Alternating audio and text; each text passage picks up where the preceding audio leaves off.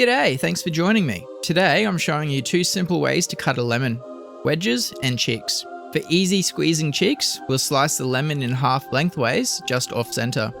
This gives us two large cheeks, removes the white bitter core, but it also leaves a little waste that can be juiced or cut into two mini lemon wedges. These cheeks are perfect for squeezing directly onto your food. Next, for seedless wedges, we'll cut off both ends of the lemon, then stand the lemon upright and slice it in half lengthways.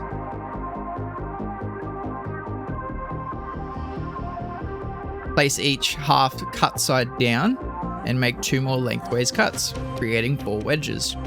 Because we cut the lemon slightly off center, we don't need to remove many seeds or pith, but they can be simply removed by running your knife along the inside of each wedge, cutting out the core and any visible seeds.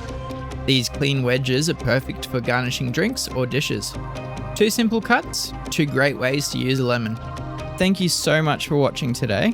Don't forget to like, subscribe and hit the notification bell for more delicious recipes.